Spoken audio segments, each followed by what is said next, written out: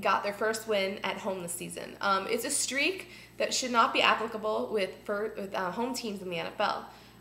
They are now 1-3 at home, and they have a quick turnaround when the Chicago Bears come in tomorrow night, Thursday Night Football, and it's gonna be a tough game. But going back, reflecting on last week, they got the win. It was a great win. I didn't think they could get it over the Titans. It seems every time I pick them to lose, they win. So maybe I'll just keep picking them to lose. But why they got the W, but they had a boatload of injuries. It was an ugly game. They lost 2 quarterbacks. At least in regards to Chad Pennington, his return as starter lasted exactly 43 seconds before he re-injured his throwing shoulder. At first, it was, it looked like he was out for the season, which he is. The Dolphins placed him on an injured reserve earlier in the week. But now it's thought that his career could be over as well. While it was heartbreaking for Chad Henne to get benched earlier in the week, it didn't take long for him to, get his starting role back. While Henne started off slow, he finally got into a rhythm, completing 9 straight passes and compiling 240 passing yards. He led them to a nice touchdown drive before his knee got twisted under a defender, and he was out. Thus bring in Tyler Thigpen, third-string quarterback from Kansas City. Yeah. It wasn't really fair to expect the world from Thigpen and to expect that he could bring them back, but, having a slight lead over them and Thigpen being able to seal the victory with an impressive 85-yard drive, that was nice. It's not like you're throwing a rookie in there, but it was nice to see that he was able, as a third stringer, you don't get reps. You don't get first-team reps at all. Probably doesn't, he's working with the scout team, but it was nice to see him be able to do that. And looks like he's gonna be their starter on Thursday against the Bears. There are a lot of little injuries as well. First thought to be actually more than it was is Jake Long hurting his shoulder. They were saying it was a separated shoulder. He sported a sling leaving the Dolphins facility that day, but on practice all week he's been practicing and he hasn't had the sling, so it looks like all is right, and that's a good sign. And like Cameron Wake, there's a little concern about that, because anytime one of your best defensive players is questionable for a big game, especially 3 days after a previous game, it's a concern. But they gave him some Advil and stuff, and he's all better, so that's good. That's a good sign. The Miami defense is able to do something all season that they haven't been able to do, and that is to set up the Dolphins' offense for touchdowns. 3 plays into the game, Carlos Dansby jarred a ball loose from Bo Scaife and recovered it, and that set up the Dolphins' first touchdown drive.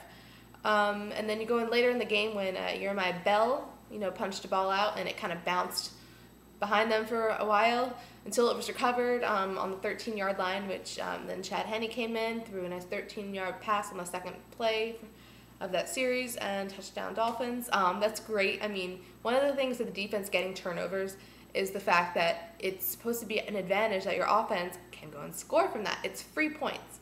And with some struggling offenses you've seen, especially with the Dolphins, they fail to get the full 7 points. They only get 3, or they can't get them all together. And it's important for them to get the maximum scoring points off of turnovers. They're free. They're basically giving you a touchdown right here. That's what that offense is giving you. And it was nice to be able to see the Dolphins finally be able to convert on those, because what's the point of the defense getting a turnover other than the fact that they're about to score?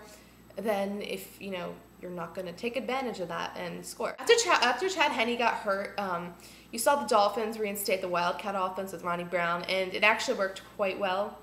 You saw Ricky Williams got a big play up there. They're going to need to use more of that on Thursday against the Bears. It's nice to see that they had, I think, 4 different Dolphins threw passes in this game. And that's just kind of, when you have 2 quarterbacks go out, you're not supposed to win a game. You're not supposed to have confidence going into a game. But I think the Dolphins do. This game against the Bears on tomorrow night on Thursday Night Football is big.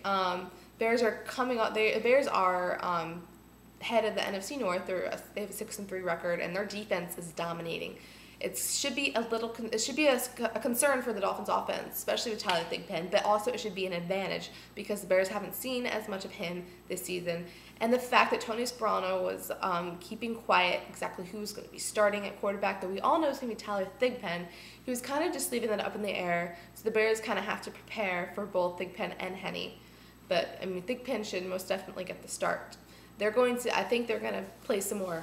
We should definitely expect more of that Wildcat offense on Thursday night.